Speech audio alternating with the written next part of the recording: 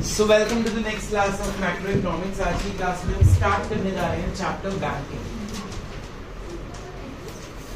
Banking का super bank that is central bank. किसी भी कंट्री का सुपर बैंक कौन सा होता है? हमारी कंट्री का सेंट्रल बैंक का नाम रिजर्व बैंक ऑफ इंडिया।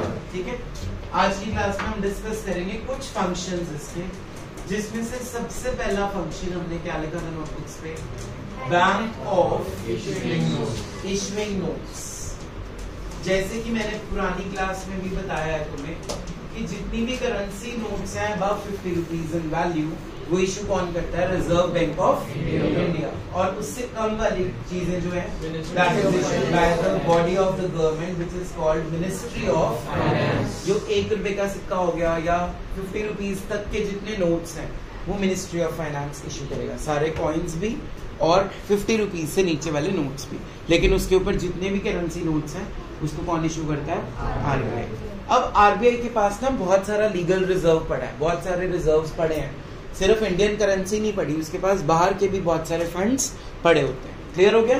तो इसमें एक वर्ड मैंने आपको लिखवाया होगा, अनलिमिटेड लीगल टेंडर। ढूंढो नोट्स में, अनलिमिटेड लीगल टेंडर।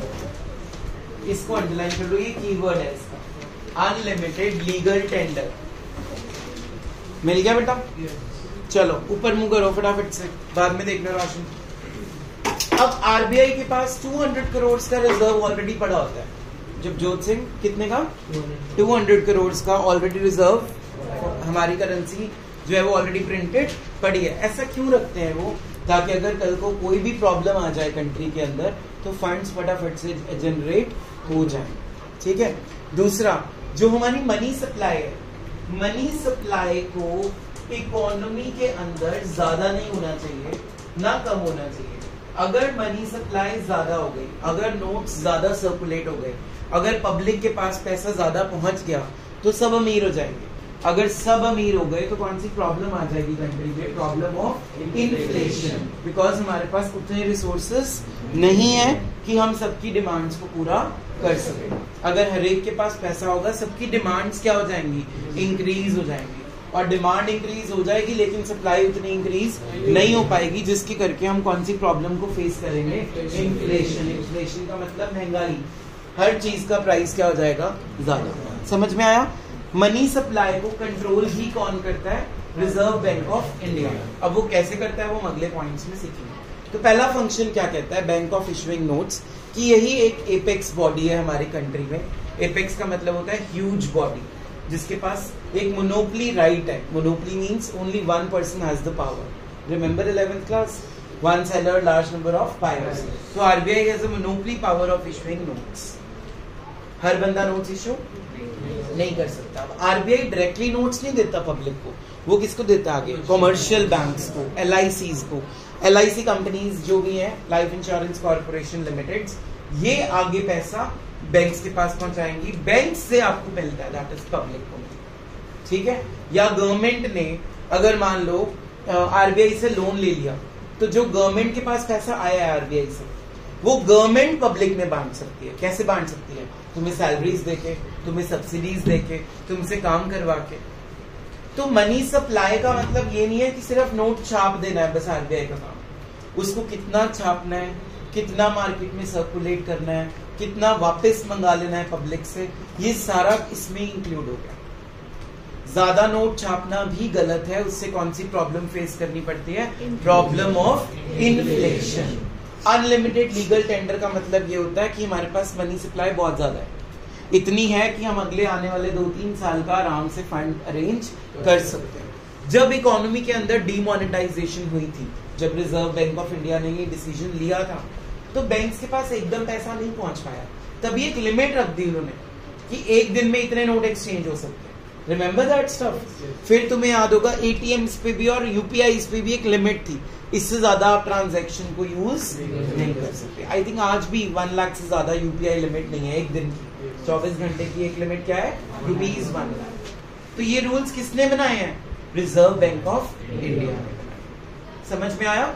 जब मैरिजेस, कोविड-19 के टाइम पे मैरिजेस हुई थी बीच में, और डीमोनेटाइजेशन का इम्पैक्ट भी पड़ा था उनपे पहले से, क्योंकि जब एकदम डीमोनेटाइजेशन हुई तो जिनकी शादियां थी घर में या जिनके फ्यूनरल फंक्शंस थे या कुछ भी अगर इमरजेंसी पड़ गई तो उनको बहुत प्रॉब्लम आई थी, क्योंकि एकदम से 500 और 1000 रुपए के नोट क्या हो गए थे, बंद। तो पहले वो अपनी शादी अटेंड करें या पहले नोट चेंज कराएं। So lot of problems the public faced. तो उसके लिए भी पहले से तैयारी किसने करके रखी हुई थी, रिजर्व बैंक ऑफ इंडिया ने, कि जिनकी इमरजेंसीज हैं वहां पे आप पुराने नोट दे सकते हो। जैसे कि हॉस्पिटल्स में 500,000 के नोट्स चल रहे थे, पेट्रोल पंप्स, ये 2-3 जगह गवर्नमेंट ने रखी थी, रेलवेज, जो इमरजेंसी वाली चीजें थी, तो गवर्नमेंट ने यहाँ पे अलाउ किया हुआ था कि इन सेक्टर्स में आप अगर पुरानी करेंसी दोगे तो वो इस डेट तक एक्सेप्ट हो जाएगी। आई थिंक 2-3 मंथ्स उसकी टाइम भी दिया था उसने। समझ आ रहा है? तो सिर्फ नोट छापना आरबीआई का काम नहीं है। कितने नोट छापने हैं, कब कब छापने हैं, किस सेक्टर को कितना पैसा देना है, बैंक्स को कितना पैसा देना है, लिमिट्स क्या लगानी है, ये सारा कुछ भी आरबीआई ने अपने हाथ में रखा। तो पहला फंक्शन याद हो गया, क्या नाम है, बैंक ऑफ इशूइंग। सिर्फ RBI has the sole monopoly power to issue currency notes in the country. Any doubts? It has already unlimited legal tender. Legal means lawfully. Tender means the amount of money, currency. Unlimited means it has huge reserves. जिस बंदे को आप note दोगे वो note लेने से कभी भी मना नहीं कर सकता, क्योंकि इंडिया की यही एक लीगल टेंडर मनी है। तो यू कैन नॉट से कि मुझे पाकिस्तानी मनी चाहिए इसके बदले।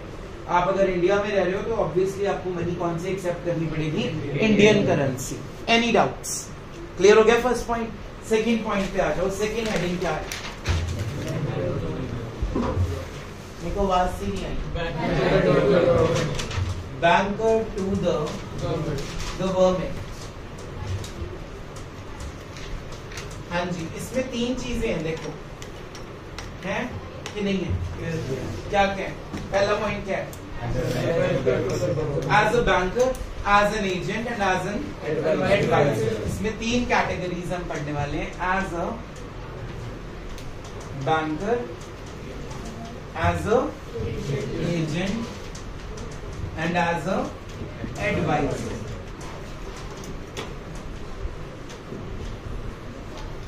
अब देखो, गवर्नमेंट है ना जो, वो अपना अकाउंट किसी एसबीआई और पीएनबी में नहीं खोलेगी, वो आरबीआई के पास खोलेगी। गवर्नमेंट किसके पास खोलेगी? तो आरबीआई जो है, रिजर्व बैंक ऑफ इंडिया, वो गवर्नमेंट का क्या बन गया? बैंकर बन गया। जैसे मैं गवर्नमेंट नहीं हूं, मैं एक आम इंसान हूं, तो मैं अपना अकाउंट एसबीआई या पंजाब नेशनल बैंक या आईसीआईसीआई में खोलूंगा, तो वो मेरा बैंकर बन गया। ऐसे ही आरबीआई किसका बैंकर बन गया? गवर्नमेंट का, क्योंकि गवर्नमेंट डायरेक्टली अपना अकाउंट आरबीआई में खोलेगा। Any doubts? पहला पॉइंट क्लियर हो गया, एज अ बैंकर। ठीक है। दूसरा क्या है? As an agent. अब एज एन एजेंट पहले तो ये याद रखो, प्रिंसिपल कौन होता है और एजेंट कौन होता है। अगर मैंने घर को कोई काम बोला करने को, तो मैं प्रिंसिपल बन गया, ये मेरा क्या बन गया? एजेंट। मतलब मास्टर एंड द सर्वेंट को बोलते हैं प्रिंसिपल एजेंट रिलेशनशिप। ठीक है। अब यहाँ पे जैसे हमने पार्टनरशिप में भी पढ़ा, every partner is a principal and every partner is an agent. Remember the first class, acting for all and all for acting वाली लाइन। ठीक है। अब यहाँ पे आरबीआई जो है, रिजर्व बैंक ऑफ इंडिया, वो क्या बन गया? एजेंट बन गया। किसका बन गया? गवर्नमेंट का बन गया। अब मान लो मैं गवर्नमेंट हूं, मैं क्या हूं? और मेरी बहुत सारी कंपनीज हैं जो बन गई गवर्नमेंट कंपनीज। अब गवर्नमेंट कंपनीज इशू करती हैं शेयर्स भी और डिवेंचर्स भी। क्या क्या इशू करती हैं बोलो? शेयर्स भी और डिवेंचर्स। अब मैंने क्या किया, अपने आरबीआई को बोला, ऑर्डर दिया कि तू मेरा एजेंट है, मेरे यार ये शेयर्स बिकवा दे। तो आरबीआई कहता ठीक है मैं बिकवा देता हूँ। आरबीआई ने मेरे से सारे शेयर्स खरीद लिए, मुझे तो पैसे मिल गए। अब आरबीआई क्या करेगा उन शेयर्स का? उन शेयर्स को बैंक्स को बेच देगा। कौन से बैंक्स को? Commercial banks. एसबीआई को बेच दिए, एचडीएफसी को बेच दिए, एलआईसी कंपनीज को बेच दिए। अब ये बैंक्स वो शेयर्स का क्या करेंगे? तुम लोगों को, मतलब आम पब्लिक को, वो क्या कर देंगे? Shares cell of. बीच में से अपना क्या चार्ज कर लेंगे? कमीशन। तो ये बन गया एज एन एजेंट। ठीक है। तो RBI is the agent of the government, RBI is the banker of the government. 2 functions clear हो गए। तीसरा क्या है बेटा इसमें? एडवाइजर। अब गवर्नमेंट कहती है कि आरबीआई के गवर्नर को पूछ रही है, बताओ जी मैं अमेरिका में ये वाला प्लॉट खरीदूं कि ना खरीदूं, मतलब क्या मांग रही है गवर्नमेंट? एडवाइस मांग रही है। किससे मांग रही है? आरबीआई से मांग रही है। तो आरबीआई बार बार हर जगह पे गवर्नमेंट को क्या देता है? एडवाइस देता है कि यहाँ पे अपना पैसा इन्वेस्ट करो, यहाँ से आपको आने वाले टाइम में इतनी रिटर्न्स मिल सकती है, ये आपको इंडिया के लिए क्या होगा? प्रॉफिटेबल होगा या क्या होगा? लॉस हो जाएगा। तो गवर्नमेंट को एडवाइस अगर चाहिए वो किससे लेगी? रिजर्व बैंक ऑफ इंडिया से, क्योंकि रिजर्व बैंक ऑफ इंडिया को ही पता है कि उसके पास कितना फॉरेन एक्सचेंज रिजर्व पड़ा है, कितने डॉलर्स पड़े हैं, कितने येन्स पड़े हैं, हमारी करेंसी की वैल्यू कितनी मार्केट में एप्रिशिएट हो गई या कितनी क्या हो गई? डेप्रिशिएट हो गई। एप्रिशिएट तो शायद कभी भी नहीं होगी, हमेशा क्या ही हो रही है? डेप्रिशिएट। तो आरबीआई को ये सब ध्यान में रखते हुए गवर्नमेंट को क्या देनी होती है? एडवाइस, कि उसका इम्पैक्ट हमारी इकोनॉमी पे क्या पड़ेगा। इम्पैक्ट मतलब our GDP will either increase और either decrease. Any doubts? So first function was bank of issuing. RBI ने नोट छापने हैं, आरबीआई के पास अनलिमिटेड लीगल टेंडर है। आरबीआई वो नोट छाप के किसको देता है? बैंक्स को देता है, या फिर एलआईसी को, या फिर गवर्नमेंट को, और वो पैसा इकोनॉमी में क्या हो जाता है? सर्कुलेट। या कई बार आरबीआई डायरेक्टली भी कर देता है कई लोगों को सर्कुलेट। ठीक है, अब इकोनॉमी में पैसा आ गया, अगर सबके पास पैसा आ जाएगा तो कौन सी प्रॉब्लम आ जाएगी? आरबीआई ये नहीं चाहता कि हमारी कंट्री को कोई भी प्रॉब्लम फेस करनी पड़े, तो वो एक रिजर्व बना के रखता है कि इतने से ज्यादा नोट्स हमने मार्केट में सर्कुलेट नहीं करने। क्लियर है? क्योंकि मनी ना ब्लैक मनी में कन्वर्ट हो जाती है when people use to save their money in homes. अगर तो वो इन्वेस्ट कर रहे हैं या बैंक्स में रख रहे हैं तो ब्लैक मनी नहीं है। अगर मार्केट में पैसा वापस आ जाए, इन्वेस्ट हो जाए किसी कंपनी के शेयर्स, डिवेंचर्स में, गोल्ड में, इन्वेस्टमेंट में, रियल एस्टेट में, बाहर आ गया ना पैसा घरों से, तो वो ब्लैक मनी फिर नहीं रहती। क्लियर हो गया? तो अगर ब्लैक मनी जनरेट होगी तो आरबीआई को ये ध्यान रखना पड़ेगा, क्योंकि प्रॉब्लम ऑफ इन्फ्लेशन इकट्ठी हो जाएगी और करप्शन भी आ जाएगी। सेकंड फंक्शन में हमने क्या पढ़ा है कि जो आरबीआई है वो 3 रोल प्ले करता है। किसके लिए? गवर्नमेंट के लिए। पहला रोल क्या है उसका? As a bank. दूसरा रोल क्या है? As an. और तीसरा रोल क्या है? As an advice. ठीक है, एक बार इसको नोटबुक्स खोलो और रीड करो जो मैंने लिखा है फटाफट से। पहला पॉइंट है as a banker, as an agent, sorry, as a banker, because it manages all the accounts of the government. मिल गया? तो जैसे मैंने बताया, मैं अपना अकाउंट कहाँ खोलूंगा? एसबीआई, पीएनबी में, लेकिन गवर्नमेंट अपना अकाउंट कहाँ खोलेगी? आरबीआई में। तो underline the line, manages all the accounts of the government, manages all the accounts of the government. This is the key line. चलिए आगे। As an agent to the government, it buys and sells securities on behalf of the government. अब securities को underline करके क्या लिखा था मैंने? Shares and debentures. ठीक है, तो आरबीआई गवर्नमेंट की शेयर्स या गवर्नमेंट के डिबेंचर्स पहले खुद खरीद लेगा, फिर वो आगे किसको बेच देगा? बैंक्स को। बैंक्स आगे किसको बेच देंगे? आम जनता यानी कि पब्लिक। समझ में आ गया? तो गवर्नमेंट की शेयर्स, डिबेंचर्स को बिकवाने में मदद कौन कर रहा है? Reserve bank of India. तो जो मदद करते हैं वो कौन होते हैं? एजेंट्स। क्या होते हैं? एजेंट्स। समझ में आ गया? Any doubts? थर्ड पॉइंट हमने इसमें क्या लिखा बच्चों? As an adviser it frames policies to regulate the money market. Policies बनाता है आरबीआई, जैसे डिमोनेटाइजेशन के टाइम पे पॉलिसी बनाई आरबीआई ने, ठीक है, कि पेट्रोल पंप पे ये नोट्स चलेंगे, ये पॉलिसी थी।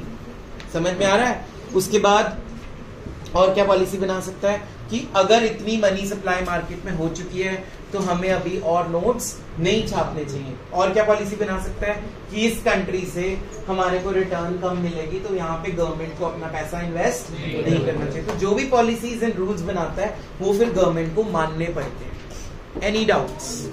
तो आरबीआई के बिना गवर्नमेंट नहीं चलेगी, गवर्नमेंट के बिना आरबीआई नहीं चलेगा। Both are interdependent on each other. But अगर गवर्नमेंट उसको बोलती है कि मुझे नए नोट छाप के दो, तो आरबीआई नहीं छापेगा। ये याद रखना, गवर्नमेंट से ऊपर कौन है?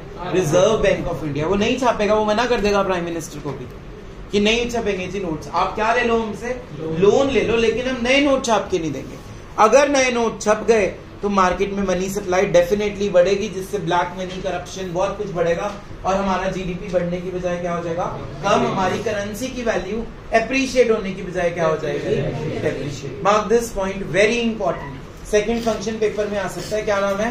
Banker to the government. इसमें 3 चीजें हैं। नंबर 1, एज अ बैंकर ये सारे अकाउंट्स को मैनेज करता है। क्या मैनेज करता है? अकाउंट्स को मैनेज करता है। किसके अकाउंट्स मैनेज करता है? गवर्नमेंट के अकाउंट्स। ये सिर्फ बैंक अकाउंट्स का मतलब नहीं है, यहाँ पे अकाउंट्स कितना पैसा रह गया, कितना आ गया, कितना जा रहा है, ये सब कुछ मैनेज करेगा आरबीआई। ठीक है। दूसरे में हमने पढ़ा एज एन एजेंट वो शेयर्स और डिबेंचर्स बिकवाएगा भी, बेचेगा भी, खरीदेगा भी।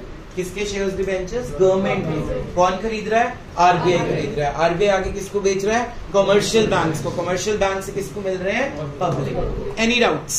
थर्ड में वो पॉलिसीज बनाएगा, रूल्स बनाएगा जो गवर्नमेंट को माननी पड़ेंगी, जिसको हम बोल रहे हैं वो क्या कर रहा है? उनको एडवाइस दे रहा है, सलाह दे रहा है कि आप अपना पैसा यहाँ पे इन्वेस्ट करो और यहाँ पे मत करो।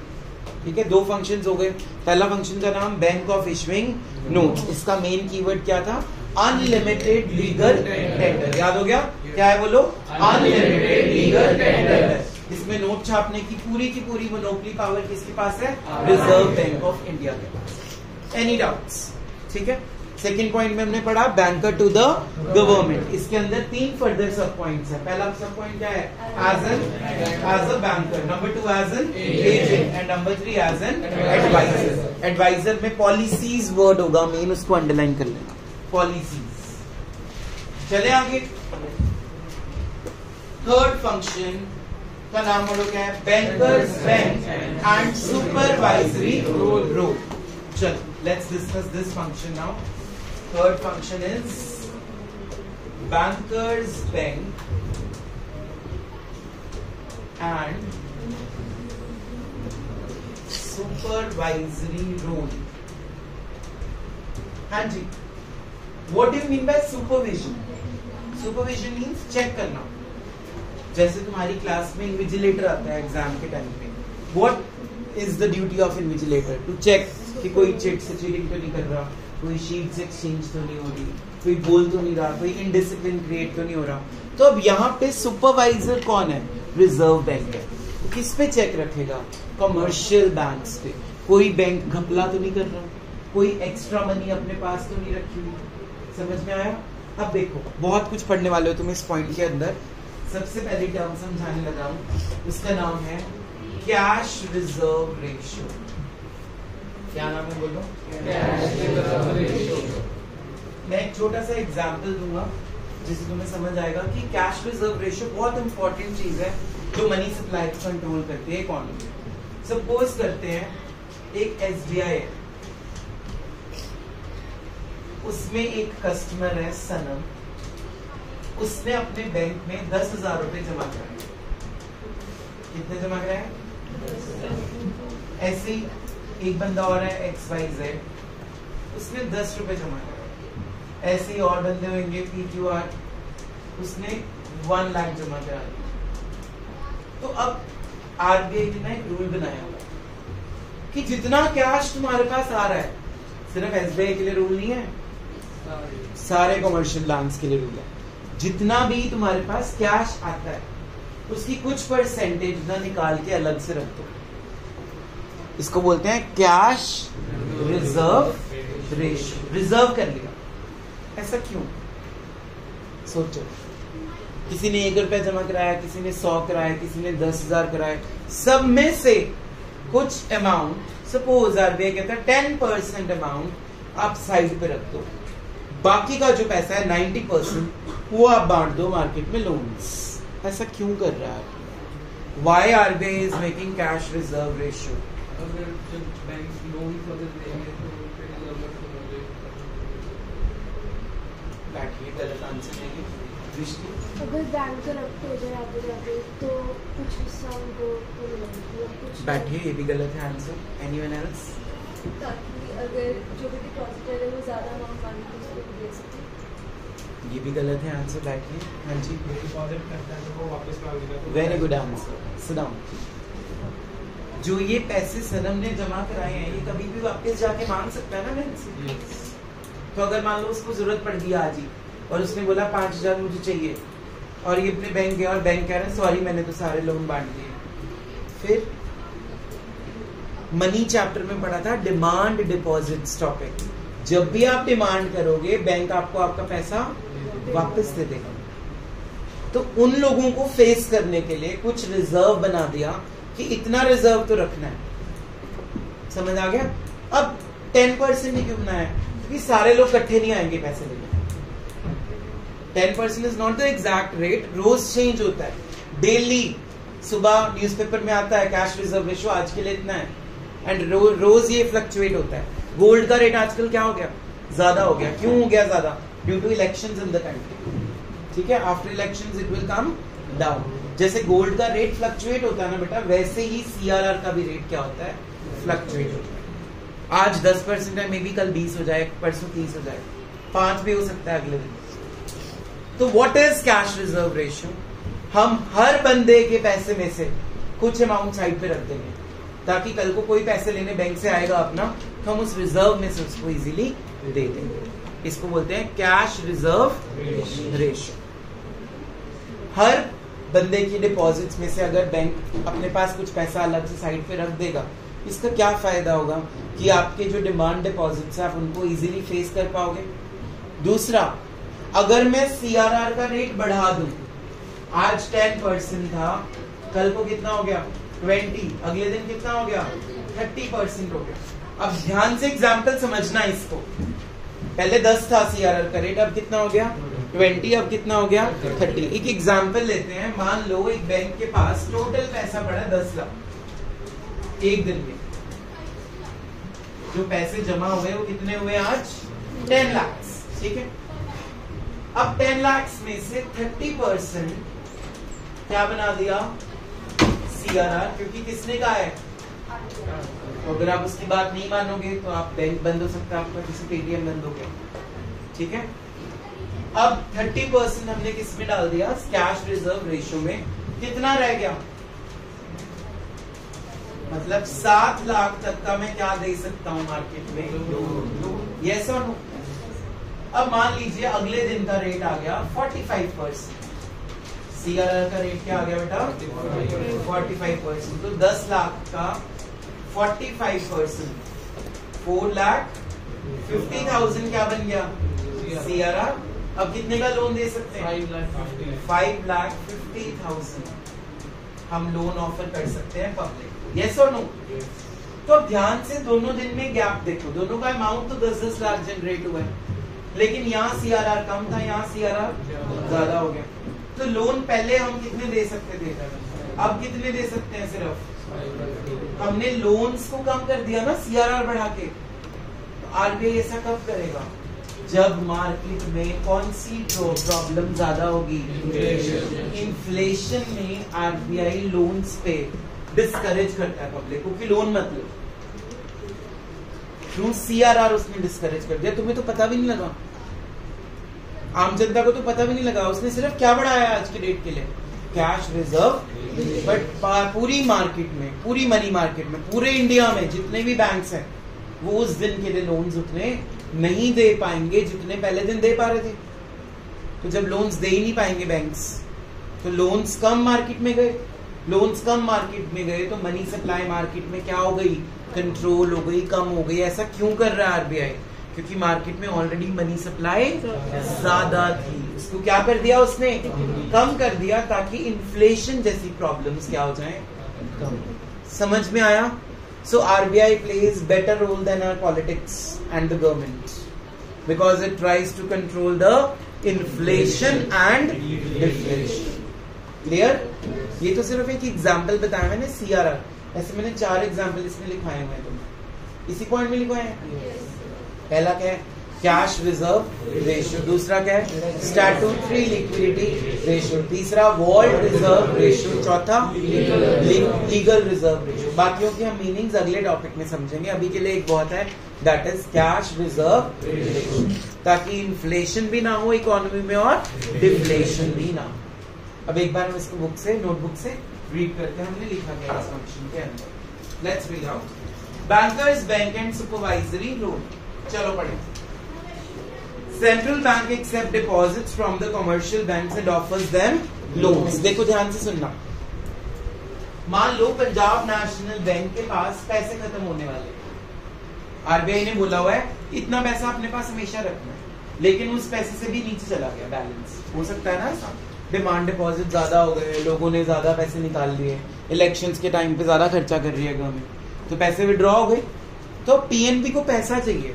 क्या करेगा पंजाब नेशनल बैंक इस टाइम पे? दूसरे पीएनबी को फोन करेगा, भाई तेरे पास ज्यादा पड़ा है मुझे दे दो, लेकिन उसने भी मना कर दिया, तो अब अल्टीमेटली किसके पास जाएगा? आरबीआई, क्योंकि RBI is the father of PNB और एवरी बैंक, तो अपने पापा से मांगेगा वो पैसे। अब आरबीआई उसको ऐसे लोन नहीं देगा, ऐसे प्यार से पैसे नहीं देगा, ले बेटा ले ले, क्या देगा उसको? वो भी लोन की फॉर्म में देगा। लोन पे क्या चार्ज करेगा? इंटरेस्ट। अब तुम पंजाब नेशनल बैंक को सपोज करो, मैं आरबीआई हूं, मैंने तुमसे इंटरेस्ट चार्ज करना है, तो तुम अपना खर्चा कैसे पूरा करोगे? जो तुमने आगे लोन्स देने हैं ना, तुम उसकी रेट ऑफ इंटरेस्ट क्या कर दोगे? ताकि तुम मेरे को इजीली इंटरेस्ट। अब जब तुम इंटरेस्ट बढ़ा दोगे मार्केट में, जो तुमने आगे लोन देना है लोगों को, जब तुमने वो महंगा कर दिया, क्या लोग इजीली लोन लेंगे तुमसे? नहीं लेंगे ना। तो तुमने फिर से लोगों को डिस्करेज कर दिया क्या लेने से? लोन लेने से। फिर से कौन सी प्रॉब्लम सॉर्ट हो जाएगी? इन्फ्लेशन। तो ये सारा कुछ कंट्रोल कौन कर रहा है बैठ के? इसके पीछे माइंड मैप किसका है सबका? Reserve bank of India. समझ आ रहा है टॉपिक कि नहीं? How the money supply is controlled by RBI. पहला पढ़ा थ्रू सीआरआर, दूसरा पढ़ा through interest rates. Interest rate अगर मैंने बढ़ा दिया तुमसे, तुम बैंक हो, अगर मैंने तुमसे इंटरेस्ट रेट बढ़ा दिया, तुम किससे बढ़ा दोगे? आम जनता से।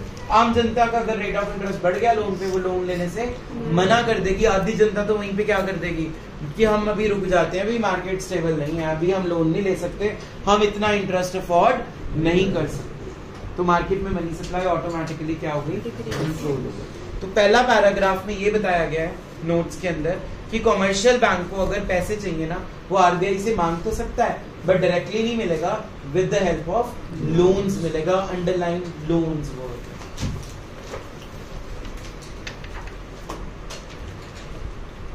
Central bank provides clearing house facility of the commercial banks. इसमें मैंने आपको अंडरलाइन करके लिखवाया होगा कुछ, चेक क्लियरिंग फैसिलिटी। अब ये समझते हैं क्या होता है। देखो, क्लियरिंग हाउस फैसिलिटी को हम एक एग्जांपल से समझेंगे।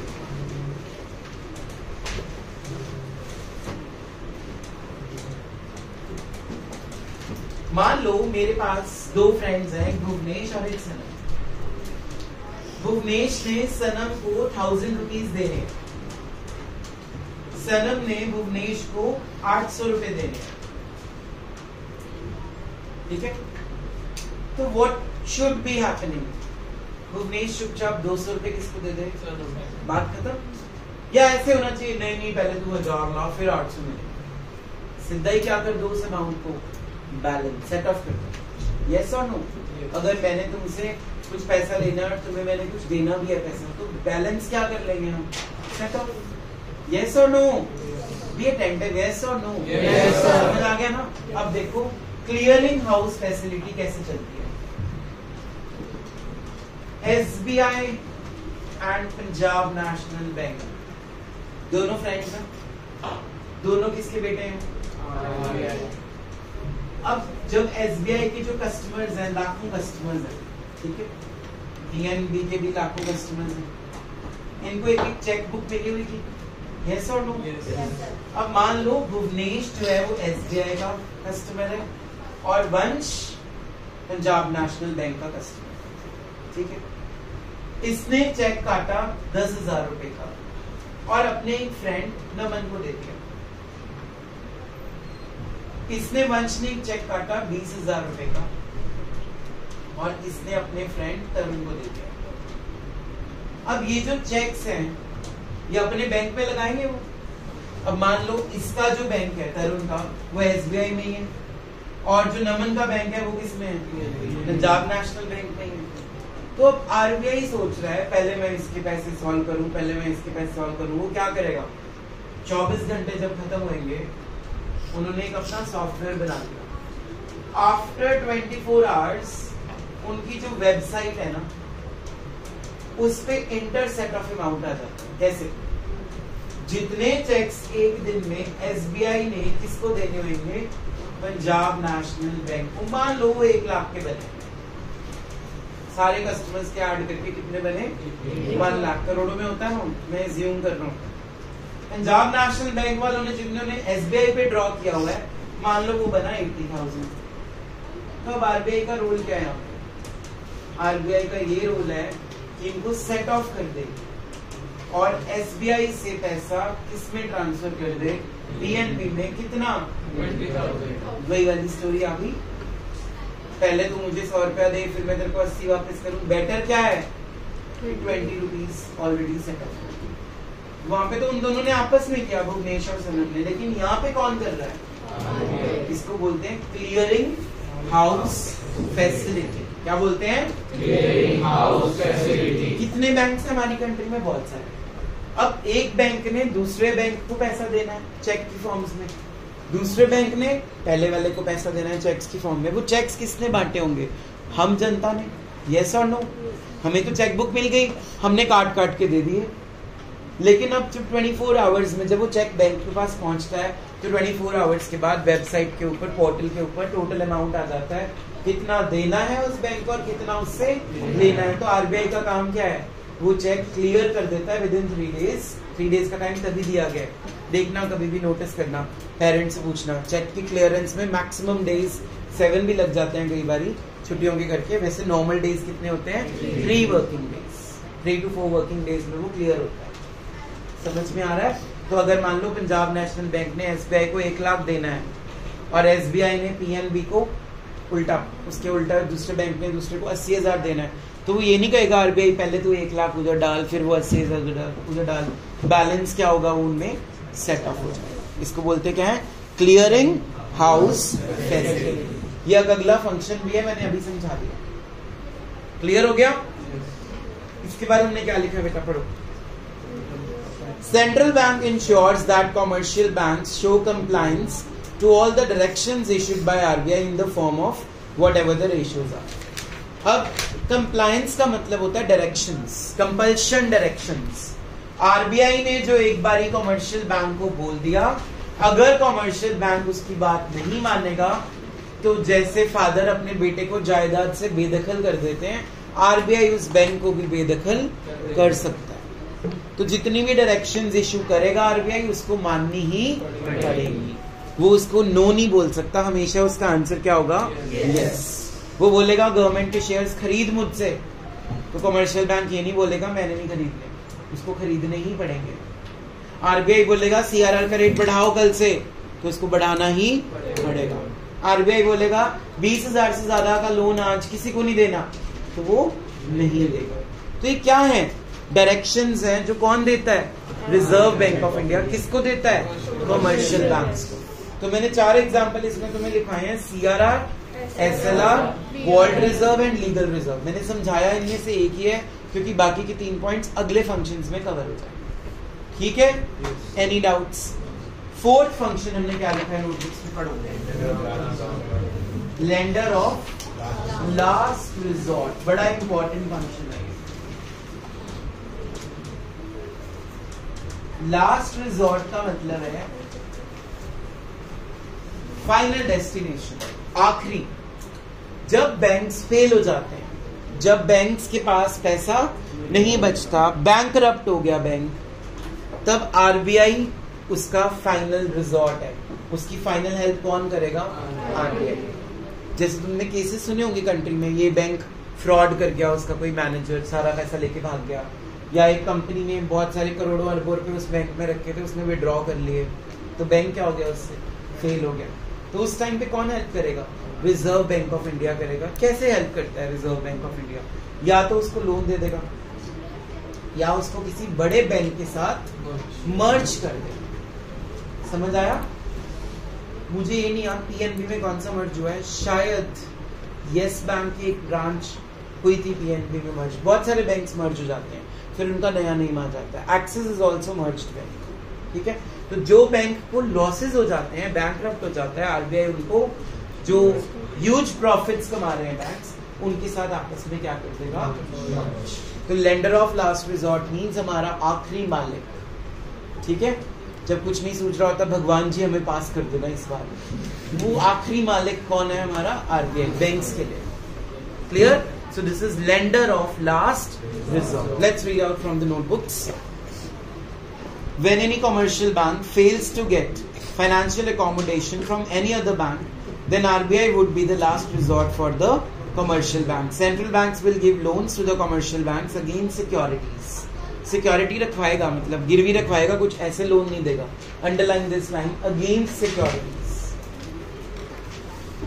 बिना कुछ गिरवी रखे आप लोन नहीं ले सकते. पढ़ो आगे. When the loans are acquired by the commercial banks in the situation of emergency, central bank ensures that money market remains stable and the entire banking system should not face any shortage of cash. जब वो उसको loan देगा तो ये भी देखना है कि वो लोन का पैसा मार्केट में एकदम से ना आ जाए. अगर मार्केट में पैसा लीक हो गया तो कौन सी प्रॉब्लम आ जाएगी. जिस बैंक की वो हेल्प कर रहा है उसको साफ इंस्ट्रक्शंस देगा, ये पैसा मैं तेरे लॉसेस को कवर अप करने के लिए दे रहा हूँ, तूने आगे आम जनता को नहीं बांटना है पैसा, अपने पास रिजर्व बना के रख. या फिर उसको क्या कर देगा, किसी बड़े वाले बैंक के साथ मर्ज कर देगा. ये लाइन लिखी नहीं है, लिख लो. And it can also merge, and it can also merge with other commercial banks.